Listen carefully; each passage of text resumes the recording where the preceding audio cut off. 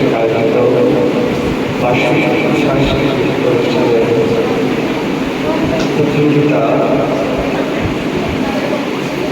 প্রতিযোগিতায় যে পুরস্কার সেই অনুষ্ঠানে সমস্ত প্রিন্সিপাল এবং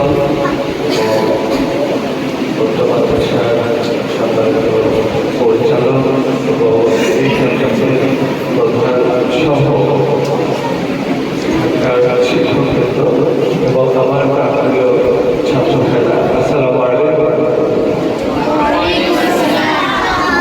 তোমরা ভালো আছো?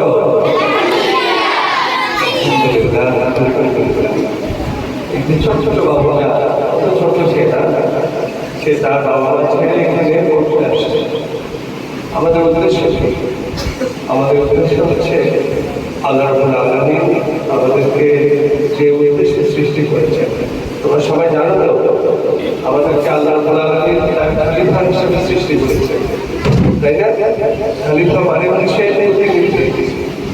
প্রতিনিধি অর্থ হচ্ছে যিনি আমাদের সৃষ্টি করেছেন, তার যে নিয়ম কানুনগুলো আছে, তার যে কথাগুলো আছে, তার যে আদেশ নিষেধগুলো আছে, সেগুলো পুঙ্খানুপুঙ্খভাবে পালন করা।